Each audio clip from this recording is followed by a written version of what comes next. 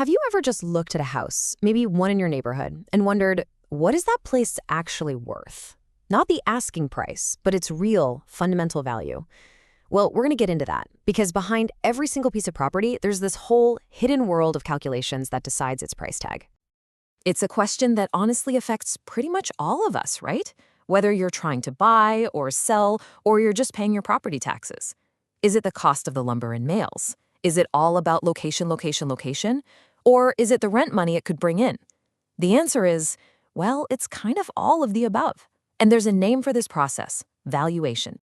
Now, valuation isn't just about, slapping a number on a building and calling it a day. It's a serious economic concept. It's this carefully considered estimate of what something is worth. And the pros who do this see it as both a science, using these established formulas, and an art, which requires a ton of judgment and experience. So to bring a little bit of that science to the art, valuers have a standard toolkit. There are three main, internationally recognized ways they figure out what a property is worth. You can think of them as three different lenses to look at the very same house. So what are these three big methods? They are the sales comparison approach, the cost approach, and the income approach. Each one gives you a slightly different answer to that big question of what's it worth, and each one is best suited for different kinds of properties and different situations. The sales comparison approach is probably the one that makes the most sense to all of us. It's basically the real estate version of looking over your neighbor's shoulder to check their work. You look at what similar properties right there in the neighborhood have actually sold for recently. I mean, if three houses on your street, all with 3 bedrooms about the same size, sold for roughly the same price, that's a very strong clue about what your own home is worth. But what if there aren't any similar sales nearby? Or what if the building is totally unique, like a church or a fire station? That's where the cost approach comes in. The idea behind it is that a smart buyer is never going to pay more for a property than it would cost them to just build an identical one from scratch. The formula is actually pretty straightforward. You figure out what the empty land is worth, add what it would cost to construct the exact same building today, and then you subtract depreciation. And that's just the value you lose from normal wear and tear, or maybe the kitchen style is just really outdated. All right, our third method is for the investors in the room. The income approach is all about properties that make money, like an apartment building, an office tower, or a shopping center. For these places, the value isn't just in the bricks and steel. It's in the steady stream of rent checks it's going to produce, year after year. This whole approach really comes down to a core idea in finance, and it's perfectly captured by that old saying, a bird in the hand is worth 2 in the bush. See, $1 in your pocket today is worth more than $1 someone promises you next year, because you could invest today's dollar and start earning interest on it. So valuers take all that potential future income and discount it to figure out what it's all worth in today's money. It's all about the value of that future cash right now. Okay, so that's the textbook theory, but how does all this stuff play out in the real world, especially in a place with a really complex, fast-changing economy? To see that, let's take a look inside Nepal, where property valuation is a fascinating story of fragmentation, with some pretty huge consequences. So right off the bat, things get complicated. In Nepal, a single property can have at least 2 different official values. You've got the fair market value, which is what we all think of, the price that would sell for on the open market. But then there's something called distress value. This is the number banks use for loans, and it's lower, usually about 80% of fair value, because it assumes the bank might have to sell the place in a hurry if the loan isn't paid back. And believe me, the complexity does not stop there.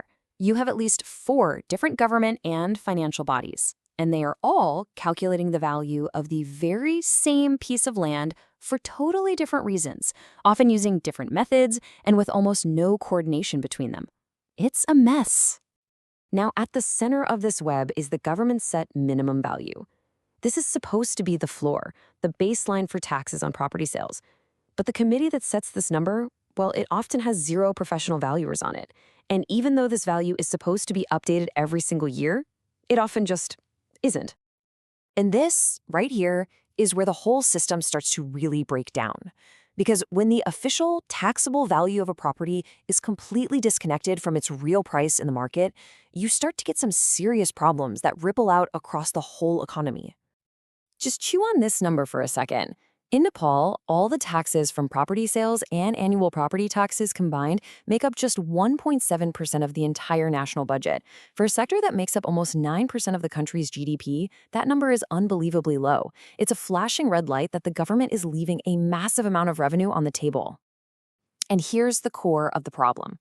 You've got this huge gap between the official minimum value that's used for taxes and the actual market value that people are really paying.